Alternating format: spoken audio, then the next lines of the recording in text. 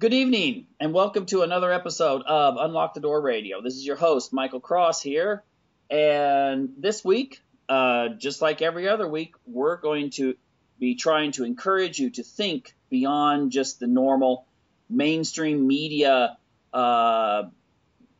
basically script, and what is the general norms and the primetime TV sort of thing. Tonight, I have a very special guest. You've probably heard of her if you've been on alternative media at all. It's Rosa Koire, who wrote the book Behind the Green Mask. And, I'm just going to turn things over to Rosa and let her tell us what inspired her to write the book, what's in it, and then we're just going to go from there. Hello, Rosa. Hi, great to be with you, Michael. Oh, thanks. Well, tell us basically, before we get into the book, I just want to say this. The image I think most people have of people who question what's going on in society today is that you're probably a Tea Party, conservative, Southern Baptist churchwoman who now is just jumping in there, maybe following in the footsteps of Sarah Palin and tackling the issues. Does that describe you? No, it actually doesn't describe me at all. And you're right. That is one of the things that's unusual about me being sort of a spokesperson for the movement of thinking people who are questioning what's happening with United Nations Agenda 21 Sustainable Development and its impacts around the world. My background is I'm a liberal. I come out of a liberal tradition from Los Angeles. I went to UCLA. I was politically active mainly in national issues, anti-war, pro-choice, pro-gay rights. And when I was my career, I spent my career as a commercial and industrial real estate appraiser, valuing land for the government, for the Department of Transportation. I was a district branch chief for the California Department of Transportation, and an expert witness on land use and land value. So that's where I'm coming from, a liberal tradition, and also rooted in fact-based information source declamatory stuff. So when I was valuing property around 2002, I started to notice that there was a sort of a planning revolution going on, and that people's property, that earlier I had been able to determine what could be done with property. But around that year, I started to notice that the planning departments were not able to tell me what someone could do with their land, and that made it very difficult to value it. And when I started to research that, I found that it wasn't just in the San Francisco Bay Area where I am based. It was national. And then as I looked into it further, I found that it was international. Okay. And as I began... Yeah, I just want to back up for 1 second there. So people can understand this. So you're saying that you got a piece of land and someone wants to buy it. They need to know, for instance, if this could wind up being declared a wetland and unusable for any kind of business or residential, right? Well, yes, that's true too. But what I was looking at was just basically what could you put on it? In terms of, generally people know if land is zoned, like let's say you have land zoned for commercial use, you figure you can put a commercial building on it. But what I was finding was that your zoning was fairly irrelevant, and that in fact there were so many hurdles to being able to use your property, whether it had a building on it or not. It was a sea change. It was a radical change where before around 2002, I'd been able to value property and the government. My purpose was that the government was acquiring property for freeway purposes and, buying property under eminent domain. So I really needed to know what the property could be used for so I could fairly compensate the property owners who were losing their property to the government. And by, going and checking on what land could, what you could do with land, that's how you determine how much it's worth. So, because there was this huge change where suddenly I wasn't really able to tell what people could do with their property because the planning departments were not telling me what people could do. And in fact, they were blocking people who owned property from being able to use it. And that was a very big change. And when I researched this later, I found that through United Nations Agenda 21, Sustainable Development, which is an international plan signed on to by 179 nations, because of that, the United States had agreed to it in 1992 and had actually brought Agenda 21 into the United States, and all federal agencies had changed their policies to conform to it. And this had then influenced policy throughout the United States and, of course, other nations, but in the U.S., locally. And this is where you see it, is locally. So that was what I was seeing in 2002. That was when the actual implementation of the land use plans began to spread across the United States. So this is how I became politicized around this issue. I'm not, this is not a political issue. It's not a left-right issue. It has nothing to do with my liberal point of view, or whether I'm gay or whatever, or whether whether I'm conservative, which I'm not. But the thing is that this is being framed by the press as being sort of a right-wing tinfoil hat issue, so that the major concerns of the people of the United States and the world can be ignored. Yeah, so you get pigeonholed into kind of this is what a person looks like, acts like, and in every other respect, and therefore it's easy to dismiss people if you're not part of the so-called cultural mainstream then.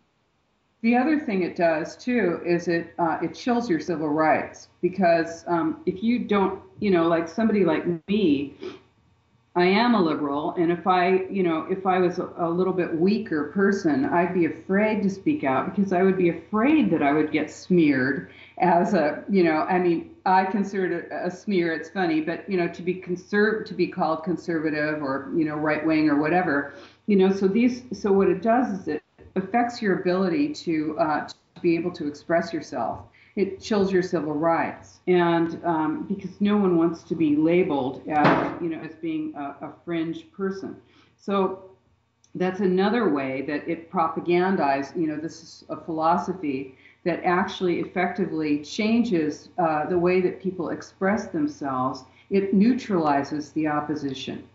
And this is systemic. It's endemic to this plan, to the way that this plan is implemented around the world. Isn't there? Oh, I'm probably getting ahead of myself here, but isn't there, like when you go to planning commissions and stuff like that? Is it called Delphi or something? It's a technique in which you can, if you word things right, you can build consensus within a group to where maybe you come in there feeling a certain way, but things are worded in such a way that kind of neutralizes the opposition. Right.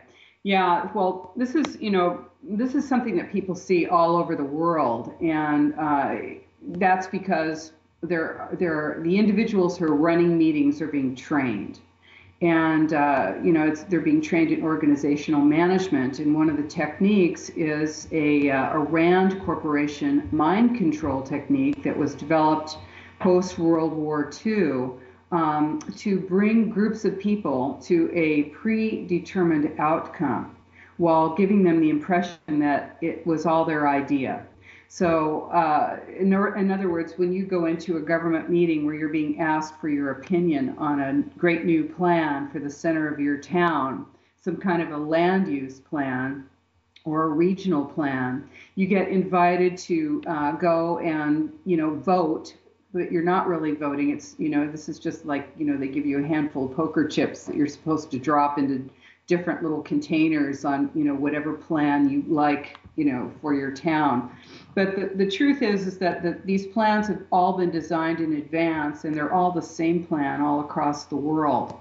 And these are regional plans that are designed to consolidate municipalities so that they can be more easily managed and controlled.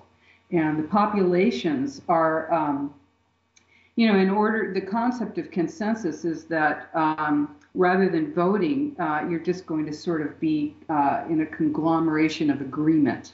And the point of it is that if you don't happen to be present, you agree sort of by default that others who are present will make a determination for you without your input. So basically what that means is that you're set up for the individual to lose influence on what happens around the world politically, and in particular in land use.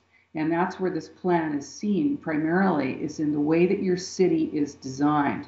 Because the plan for Agenda 21 Sustainable Development is to move populations out of rural and suburban areas into high-density urban centers where they can be more easily managed and controlled.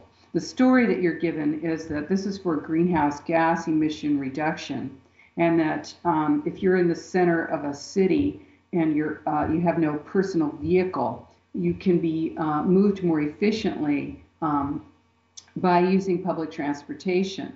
So, and the idea is that public transportation is so expensive to develop and maintain that it can't be moved out to the rural and suburban areas. Instead, it's better to move the people into the city centers.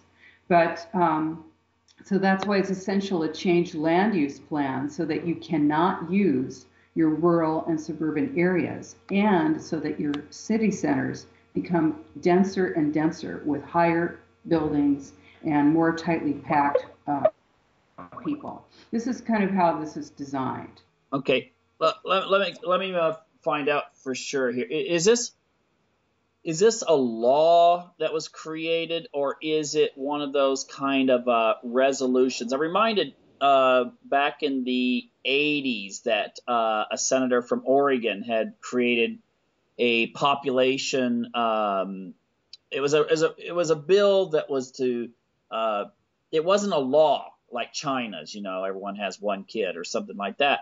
Instead, it was just it was a resolution calling upon, in this case, federal agencies in America to work within the guidelines. And of course, the problem is with resolutions is they're often, whereas you don't get thrown in jail for not following it, it's one of those things that's very intimidating. Is it that kind of thing where maybe the land use boards at state and then local levels, they feel like, well, we better do this because this is what the government's telling us we had better do, hint, hint, and then therefore they do it?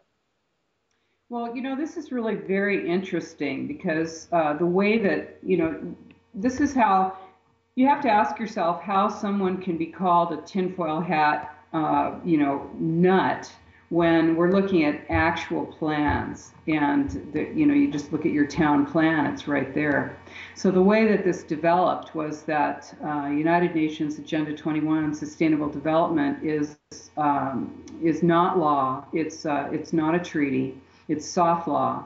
It was agreed to by 179 nations by consensus. And then in the United States, it was brought back to the U.S. George Bush signed it. George H.W. Bush signed it. And then Clinton created the President's Council on Sustainable Development in 1993. That ran until 1999. And so what happened there was that they determined that the best way to get United Nations Agenda 21 into the cities and states was, was to make it more of a land use plan so that it could be spread into every small community, because it's a global plan, but it's implemented locally. So in that case, what happened was that federal agencies had all changed their policies to conform with this plan. And what they did then was they gave grants. For instance, the Partnership for Sustainable Communities is HUD, DOT, Department of Transportation, and in the Environmental Protection Agency, 3 federal agencies together, giving grants, $100 million a year in grants just for planning to cities and counties and states all across the United States. And this is so that they'll change their land use plans all across the United States to conform with this. So that's one way that local municipalities are influenced by funding. The other thing is that this is a plan to regionalize the United States, because there's a great quote by Zbigniew Brzezinski. He said this in 1995. He was the national security advisor to Carter, and so after that in 1995, he said, you can't have full globalization all in one jump. You have to have an interim step, and that is regionalization. And this is what United Nations Agenda 21 Sustainable Development is. It is a globalization plan. It essentially is a totalitarian plan that consolidates municipalities, because the idea is that you want to have, supposedly what you're told is it's more efficient. But of course, if you're looking at the ultimate in efficiency in a governmental plan, that would be a dictatorship. So what this is then is a plan to move people into areas where they can be more easily monitored and controlled, and to also consolidate government. And this is what a regionalization plan does. And that's what we're seeing right now going on across the United States. You know, I've often wondered, I don't know if you go into this too much, but it seems that there's a mindset, and I'm not talking conspiracy, I'm not talking X-Files type of thing where people are determining who's winning the Super Bowl this year or anything like that. But Noam Chomsky talks about an idea that the people that often get called the elite, the influential people, they go to the same universities, they come from the same families, they intermarry into the same families. There's a certain norm that's set, certain values that are part of their mainstream that may not be part of the regular people, 99% of the population's mainstream values, but it's part of their value set. And it seems that the more you study issues dealing with population and so forth, you get the idea that the people that are in the influential positions see population as a negative thing. They see low birth rates as a positive thing, despite all the dire warnings against low birth rates in Western world and much of Asia and so forth. And I'm just wondering if maybe one of the reasons that they like this is because, well, I knew this guy who was an Irish Catholic, and he got married, but he and his wife wound up living in a small apartment, and they just had a kid. And I said, well, so how many kids are you going to have? And he's like, well, I don't know, because a small apartment's a pretty good form of birth control. And I'm just wondering if that's part of it. You get people into apartment houses. There's not that much room. Even in the Soviet era when they were encouraging people to have kids, well, those apartments they had people in Moscow, St. Petersburg, and so forth, were barely bigger than most people's living rooms. I mean, that was all the rooms fit into what you would consider a normal living room. And of course, they only had 1, maybe 2 kids. Yeah, that's right. And, it's very interesting because I speak all across the United States. And in fact, I just came back from Europe where I spoke. And I was talking to some people in, I think it was Washington, D.C., young people who were telling me that, they just really cannot afford to get married. They can't afford to start their families because the apartments that they're in are very expensive and they're small. And this is one thing, the lie of high-density development is that it's going to be more affordable. In fact, it's gentrification of dense urban downtown city centers, and it makes it more expensive. The other thing is that, in talking about mindset, obviously this entire plan cannot move forward without education. And so, in fact, it's influential in how people are, how people's minds are developed, how they are taught to think and what they're taught to be, that is valuable. And I can speak as someone who came out of the the early 70s era of Club of Rome, limits to growth, and zero population growth. I decided when I was 16 not to have any children after reading Limits to Growth, which came out in 1972. And this plan, although was codified with Agenda 21 in 1992, of course it's an old plan. It's you can take it back you could take it back before the Fabians, but the Fabian socialists in the 1880s in England. This has always been kind of a elitist, Ivy League-ish, education-based group of people who see themselves as the thought leaders. And in fact, they're now, this is basically technocrats. So the idea is that through regulation, through manipulation, through restriction and direction, you can actually change the way people think and change the way they live. Because clearly, where you live has a lot to do with how you live and what you're going to do with your life.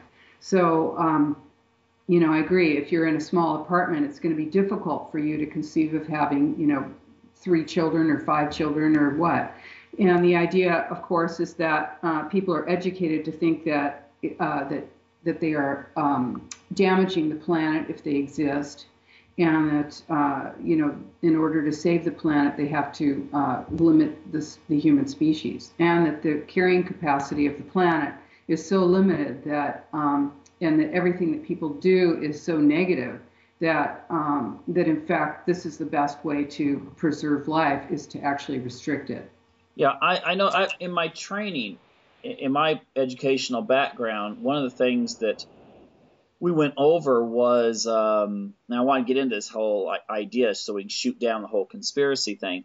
But what we were trained in one area was how you go into a small, maybe very traditional community, and you get the people to adopt a pro-birth control stance.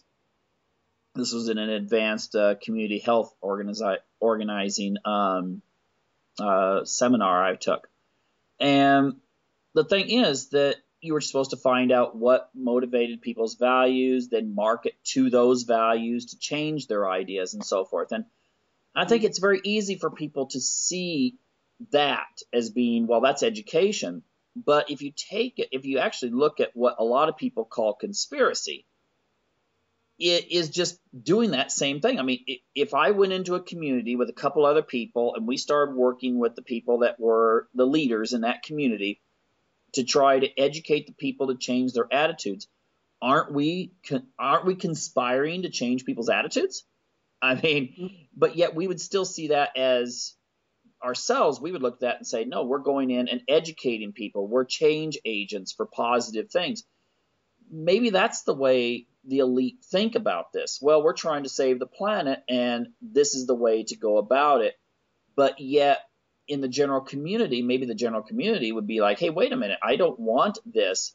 But yet, if you kind of sell it little by little by little, then they'll adopt it. Mm-hmm. Yeah, well,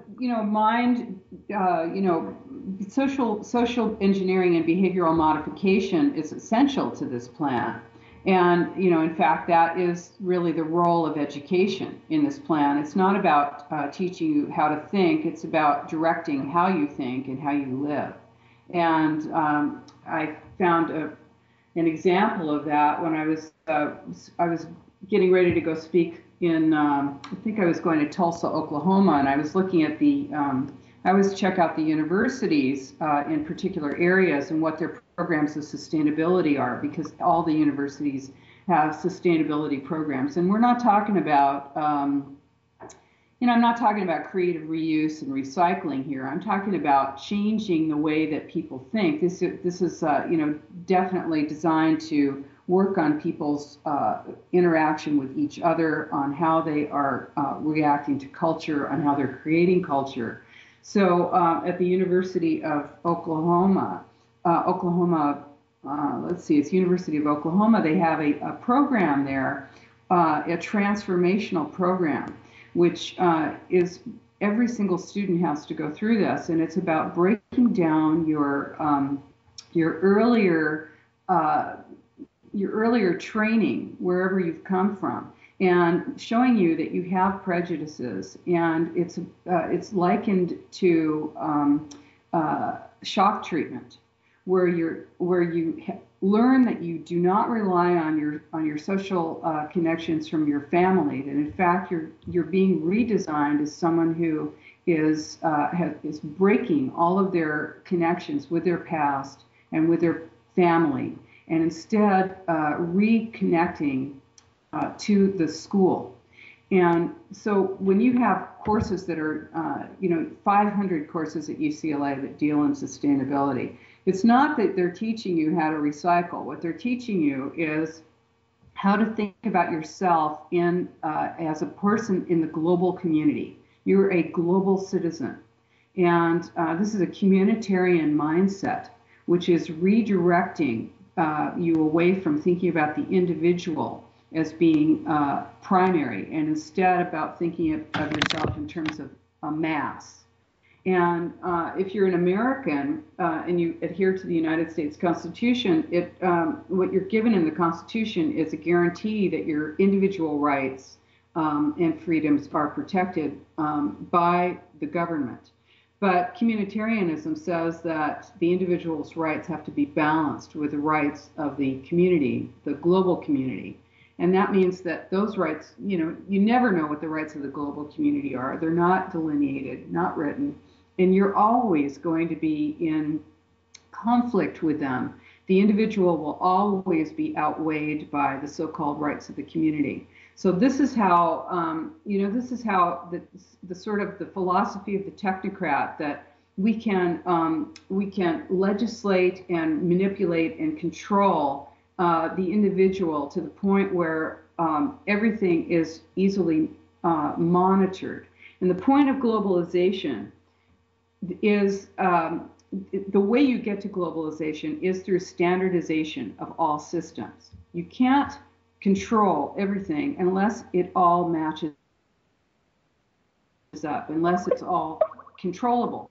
And the way to do that is to systematize.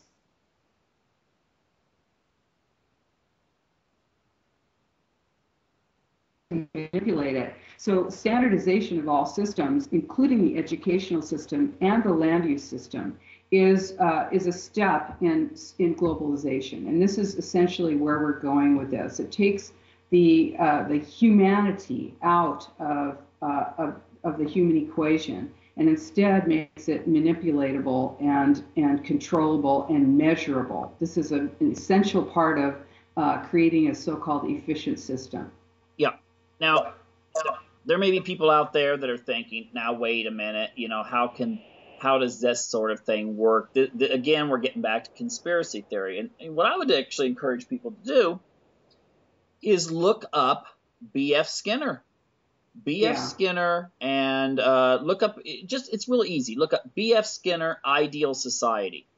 And he talks about this. He's one of the big foundational, I would say, it's kind of a mixture between philosophy and psychology, but he's right up there with Freud and Jung and the rest of them, and he talks about this. That if you can create a society that people, it's cheaper to make people that will fit into society than it is to create a society that everyone will enjoy.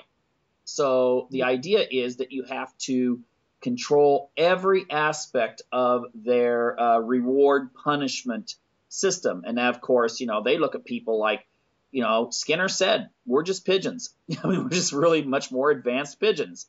And so if we control education, we control, and then of course, the people coming out of the universities, some of them will rebel against it, but 90% will just assume this is the right way and not question it.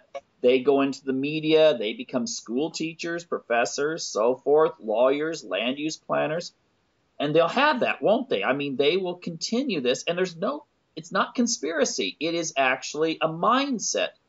And yeah, go ahead. Well, that's very interesting. Of course, Skinner if people are looking for an easy way into Skinner, you can just read Walden 2, which is, his design of the ideal society, and and how welcoming that's going to be when everyone can just sort of slide into to a situation where it's completely fully designed. And there's a wonderful speculative fiction story called Walden 3 that's, I don't know if you've seen that. It's a brilliant story on what it is that happens when you have a controlled society like that. Another great book to read is Erich Fromm's Escape from Freedom. Because the question, what we're looking at here is totalitarianism and how appealing it is to people. Why, the big question, I mean, the thing is that what we're talking about requires a huge sea change in philosophy and sociological response by a tremendous portion of your population.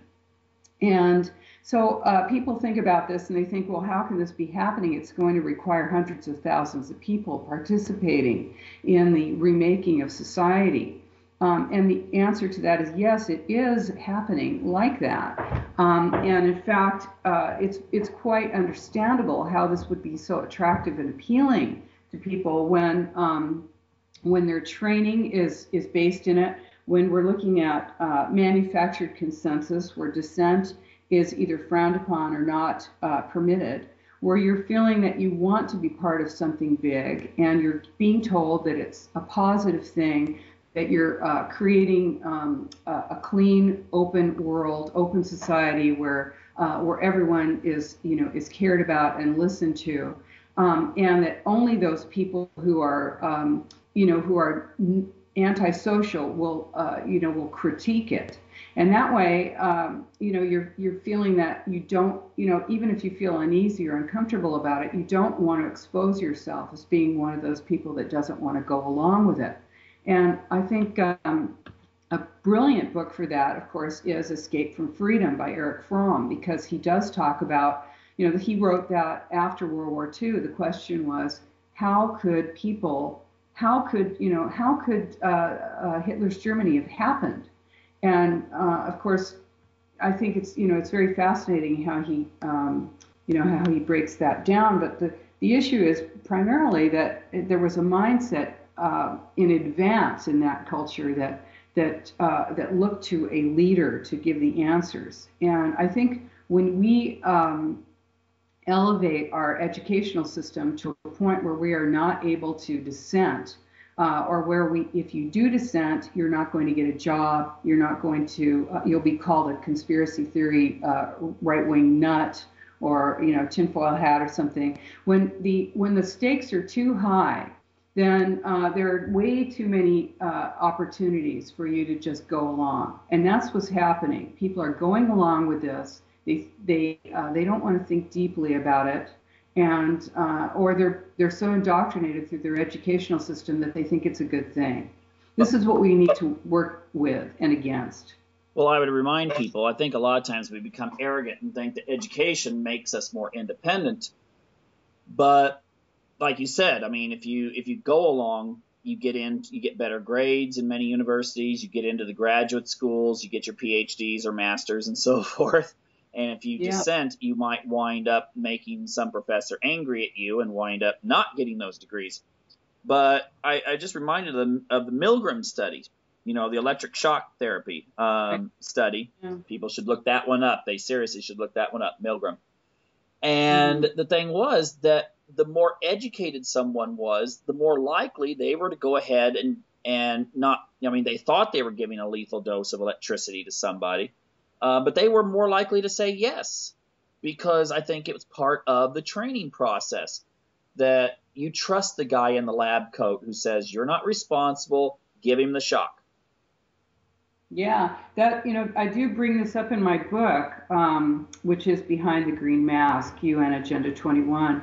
And I talk about the this Zimbardo experiment at Stanford University, where which is a famous the Stanford Prison Project experiment, where he put just a group of university students, one half were designated as jailers and the other half were the prisoners, and just let them, just basically created a so-called jail in the basement of one of the Stanford University buildings.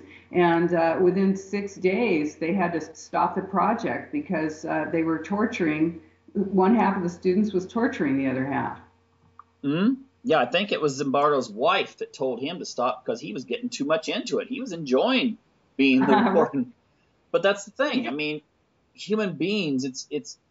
I was watching a PBS documentary. It's somewhat dated now. It was on the NSA, and what was interesting was it was done during the Bush administration, and you had some of the very liberal Democrats, some of the big names, and they were just ripping into this whole thing about, you're kidding us, the NSA is spying on us. And now those same Democratic senators are the harshest supporters, or the biggest support. I mean, they're defending it because now they're the ones who are kind of in charge of that. There is this mindset that it seems that human beings just kind of gravitate to, if they're getting something out of it, they may wind up not being as nice as they were when you knew them when they were more normal people. Yeah, I know. It's basically, do you want to be the ruler? And if you do, you're going to create the rule, that benefits yourself. And this is why I say it's not a left-right thing, because it's really about power.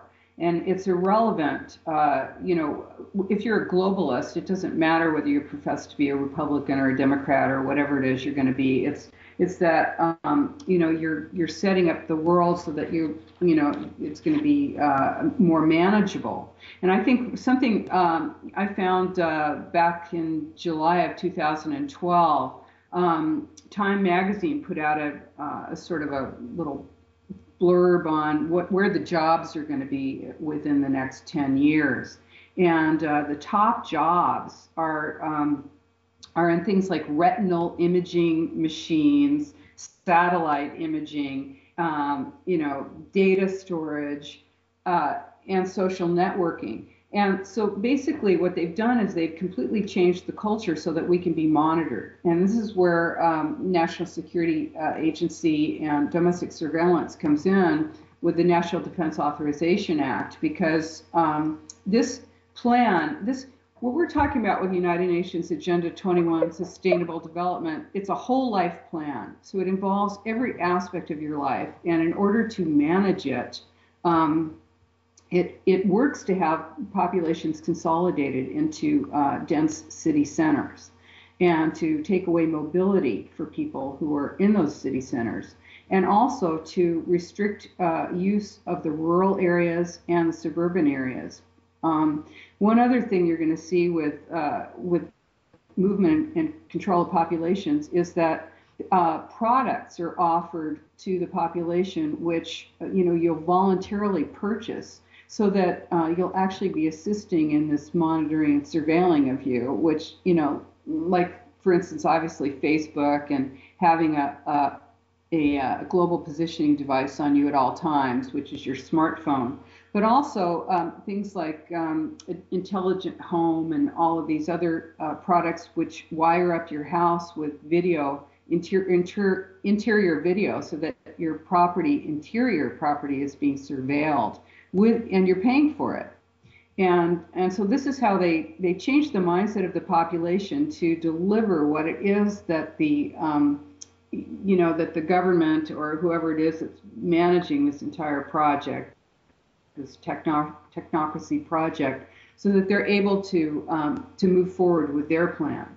Now, two things on that one. One is, I live outside the United States now, and so usually the only entertainment I watch on television is movies and so forth. And I'm very careful in choosing the good ones. So once in a while I'll find a series, I don't know, like Walking Dead or something I really enjoy.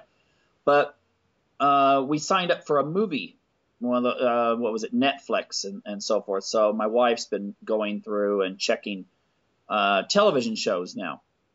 and she likes crime dramas and things like that. But she asked me today, for instance, she switched one on, and I thought it was very interesting that the basic plot of this show, and she's shown me a couple others because it's, we just recently got this, so it's like, well, let's check this one out, see what it's like. And this one, there seems to be this kind of pattern of that any kind of federal agency now is like the good guys, and they start showing all these little gadgets, everything from being able to insert a RFID chip somewhere so they can surveil someone, or using cameras all over the city to track people and stuff like that. But it's presented as a real positive thing. I saw one show, my wife was watching a comedy, in which they had a real heartwarming section where this guy was able to keep his business because he was able to get a contract with a drone company and save his business and keep his people working.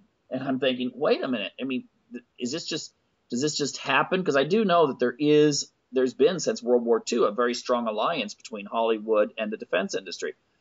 And now it's just like, what? You're selling us on how wonderful? I mean, the TSA, they're presented as heroes. The Homeland Security, well, we're out there, making sure we're keeping an eye on all the Amish terrorists or something.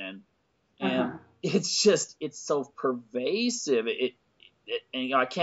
I had too much film literature in college to be able to watch a show and not see the political slant that the writers or producers or whatever have in this, and it's atrocious. And you really see that when you're outside the United States for a few years. You really see it. And it's really go ahead. Well, I'm obviously, entertainment is, what is that? It's when you are in a state of receptivity when you're watching something. It involves your audio, your visual, and your all of your cognitive senses, and you sort of suspend disbelief because you're accepting something that you're watching, even though it's fictional, but you're watching it and allowing it to influence you as if it's real. Just your body, your physical response to it is real, and so you're in a state of receptivity. And obviously, it's about behavioral modification and social engineering. This is what Bernays. This is about being able to influence the population to think in a particular way, and it's always been going on. But the problem here is that it's worldwide, and the idea is to standardize the mindset around the world to accept this sort of technocracy, and they call it lifelong learning. They're saying that it's transformative learning, and they're actually planning, that the idea is to change human nature. And this is what you see a lot with young people. They say, well, we've changed. The people are being changed. They're not, we're creating people who are not violent, who are nonviolent, who can relate to one another in a way so that they can accept what they're hearing from one another. But the problem is that they're not hearing anything that is that creates dissent between them. That the idea is that everyone has a truth, and that there is no such thing as objective reality. And if there's no such thing as objective reality, then you're never wrong or right. It's just your point of view. This is what's wrong with what's going on now, is because when I tell you a truth right now, what I'm talking about is factual and it's truthful. But you can then say that it's just my opinion because it's just my point of view, and reject it instead of acting on this information. And this is what's dangerous about manipulating populations in this way. Oh, but it does work. Anyone that looks up what Bernays wrote, it's just gotten better. I mean, Bernays wrote propaganda in 1928, and now we've just had more and more and more time to perfect that. It's interesting, though, when you made the comment about monitoring people, I've noticed that if you, at least sometimes when you look at, I was watching something BBC pointed out that they were talking about microchips. Now, if you use the word microchip, people start going, the defenses go up like, oh yeah, alien stuff. But you know what I mean? They have this kind of, they've had this built in And then, of course, they hear microchip on a crime drama where the FBI is using something to save the world. Then, they start accepting that as being good. But I was watching this documentary where they pointed out that now in places like England and Germany, if you want to, you can tell what someone buys because it will all have like a little tiny microchip. These things are really cheap. You can make millions of them for hardly anything. You'll tell what someone buys, how long it's in their house, when it gets thrown away, and if they put it in the wrong recycling bin, we're talking Europe, then they'll get a fine or might even face jail time if it happens enough times. And if you say this to the average American, they're like, no, that's conspiracy. But at the same time, this is something that they can go and watch, more European-oriented programs like BBC, and they'll find documentaries that will talk about this. Of course, sometimes they have kind of a pro slant to it, like, well, this would be a good idea. You want to worry about someone stealing your money or something like that. You can just walk through the checkout line or whatever. But the thing is that it is real. I mean, it is something that the technology's here. It's already starting to go and be applied. And you say how it'll affect people's lives. Well, if you throw away something and you think something looks more, plastic than it looks, metal, because some products contain both. You throw it in the wrong recycle thing, you get a really nasty note from your municipality saying, well, you've had one infraction. If you get two more, you'll receive this fine. That is how it will affect people's lives. Mm-hmm. Yeah, this is really fascinating. There's so many ways, that we can take off from this point. But in addition to the issue of monitoring, and RFID chips, of course, are real. You've got one in your passport, probably. This is not, some fantasy thing. This is real, and it's a way of, of monitoring, tracking. But the end point on this, of course, too, is criminalization. And this is another element of population control manipulation, because many more things are being criminalized now.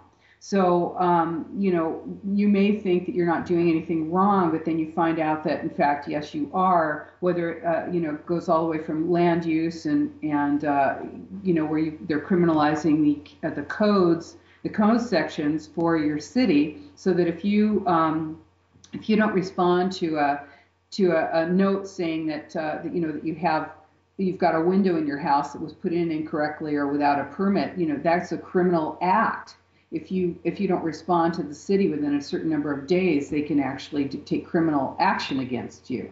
So this is another part of United Nations Agenda 21 Sustainable Development is prisons and public-private partnerships through being able to restrict how it is that the public responds to controls that are put on them by large government agencies and directed down to the municipalities.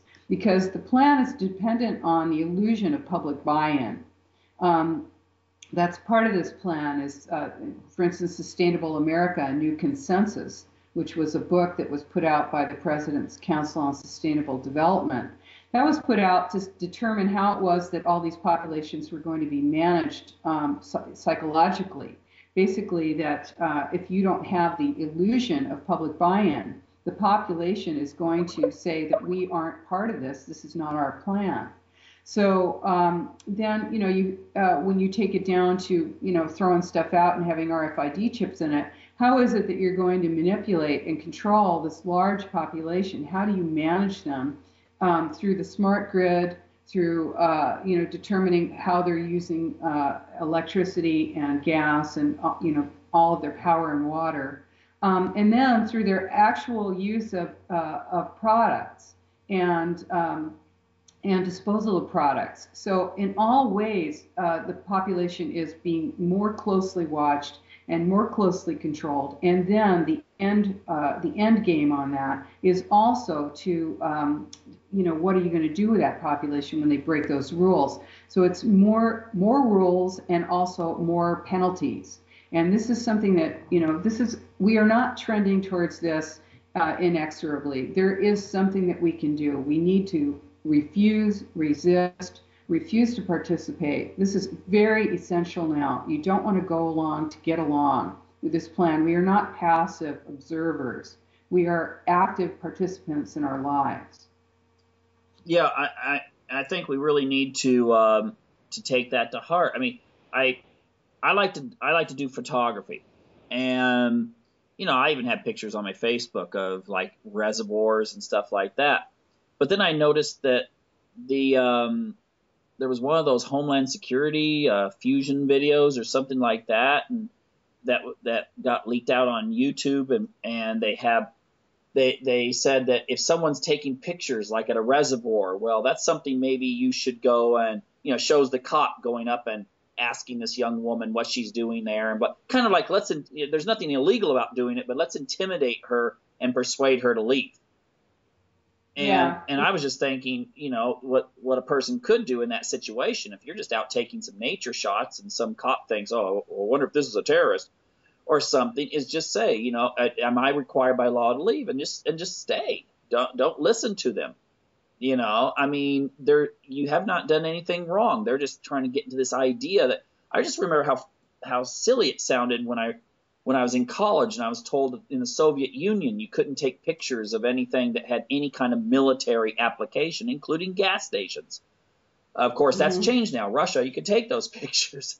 In America, it's starting to go the other way, where all of a sudden, you're taking pictures of a dam. Maybe you're planning on doing something nasty there, or maybe you're taking pictures of a reservoir. You plan on throwing something in there and polluting the water supply or something.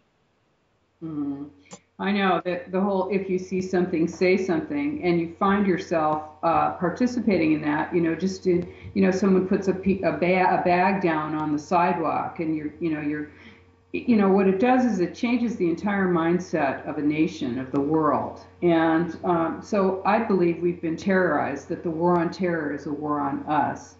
And, you don't need to go any further than an airport to see that when you're, stopped and frisked before you can get on a plane. I never go through the machine. I always make them pat me down. And I talk to the person who's patting me down, and I tell them that, I always ask them, do you ever find anything? And they don't really ever find anything. This is about intimidation, and it's about creating a mindset that you are a criminal. You feel guilty when that's happening to you. You know that you're afraid. You wonder if they're going to find something even though you don't have anything. And what this does is it just conditions the population to accept being violated and to accept seeing someone else being violated. And this is why it's so essential that you keep your individuality and your belief in what you are as an individual thinker. And even if you join a group, you must join it, as an individual. You always question what it is that you're accepting, what it is that you're participating in, because otherwise you're just a faceless, nameless mass going along. And this is how it is possible to create a totalitarian state. Well, I talked to a group of young people the other day, and I asked them, thanks to all the NSA stuff, have you not written a response to a YouTube or put a Facebook post up or something like that because you were afraid the government was monitoring you and it could be used against you? And half of them raised their hands. And that's scary because Harry S. Truman, I believe, very respected Democratic president, said that if America turned into a country where you were afraid to express your opinion, it would no longer be a democracy. That's right. And of course, Jimmy Carter recently said America isn't a democracy anymore. Well, I think that's very clear. There's no question about it. It's incremental. This entire plan is incremental, and so that's how you can, and I really go into this in my book too, and I have some really excellent examples of how this can be done, just in a group of people. For instance, when you're in a government meeting and you're invited to give your opinion, And half of the people, unbeknownst to you, half of the people in that group are actually either working for the government or working for their consultant, who is putting on this meeting. And so, if you don't agree, you feel completely isolated and scary to actually stand up and say, the emperor's got no clothes on. Mm-hmm. I mean, it's difficult to do that. And this is, when you are brought up in a school system that teaches you in a cohort where you're part of a large group of kids, or you're part of a group of people that you go through school with, you don't want to be rejected, because we're social people. We want to be part of a group, and you learn to restrict what your thoughts are, what you're going to say, because you don't want to be in that position of cognitive dissonance where you believe one way and have to express another way. Instead, you want to have unity in your mind and your actions. And this actually, it actually creates a whole mindset and a whole philosophy for people. This is how something like this can happen. And it is international. This plan is not just something that is in the United States. It's all across the world now. And the other issue is that I'm very appreciative of alternative so-called media, because mainstream media does not want this information out. It's owned by 5 major corporations. This is a corporatocracy in progress. It's a totalitarian corporate state that's being erected worldwide. And that's why you're not going to see this in the mainstream press. So I have online, I have YouTube videos of myself being interviewed by the Huffington Post, by Reuters, by the American Bar Association, by other press. And then, I usually film myself when I'm being interviewed. And then I put that side by side with the article so that people can see how it is that this information is either marginalized or slammed or smeared, when in fact it has nothing to do with how I've given my interview. This is actually the way that people are trained, and also this is the way that you, as a viewer, as a listener, as a reader, will experience dissent. You will see that this is what happens to people who dissent. But the very important, they are attacked. Yeah, the very important thing to note, though, again, back to one of those 1970s psychological studies, which they were actually trying to promote individuality back in the 70s, is the dissident effect. If one person in a large audience will question the speaker, the compliance that is shown later in the audience will dip dramatically. It destroys the speaker's credibility. It's the whole emperor has no clothes thing. If someone is good at questioning the speaker, and you've probably noticed this at meetings, that no one's talking, one person gets up, they say something that refutes everything that speaker was saying. Suddenly everyone's going, hey, yeah, and what about this and this and this and this and this? That's what we need more of. Well, that's kind of what I train people to do in my book, anti-Delphing these meetings. And that's why, another reason why the government and the consultants, and this is what a public-private partnership is government and consultants working together along with private foundations and nonprofits. But what happens in these meetings is that a lot of times they'll stack these meetings with people who are government employees or board appointees or consultant employees, so that there are enough people in the audience already who can then will actually shout you down. If you start to dissent, they will shout you down, they will mock you, they will laugh at you. And this is, I'm sorry if it sounds like it's some kind of a conspiracy. The fact is, this is real. It's really happening, and it's not just in one area. It happens all across the U.S. at least. Well, this is what I've been doing for the last 3.5 years, is traveling around the United States and giving speeches and actually meeting with government elected officials, educating them, and with groups and various people. And this is all across the United States. This is a plan that is being implemented across the world. The San Francisco Bay Plan Bay Area, which is the regional plan for the Bay Area, which we are suing to stop. That is the exact same plan as the Hanoi, Vietnam regional plan, the 2030 regional plan. It's the same plan all across the U.S. Interesting. Hey, in the last 20 seconds here we've got, tell us how we can get your book, because this sounds like something that's not just an expose, but also how to do something about it. Yeah, the book is great. It's called Behind the Green Mask, UN Agenda 21. Get it on Amazon. It's on Kindle, Nook, and you can also get it on our website, democratsagainstunagendatwenty1.com. Oh, thank you so much, Rosa. This was excellent. I really encourage people to look into this, read your book, and apply these things. Thank you. Great time. Okay, and that ends the show. Thanks for tuning in, and encourage you to tune in next week to Unlock the Door Radio.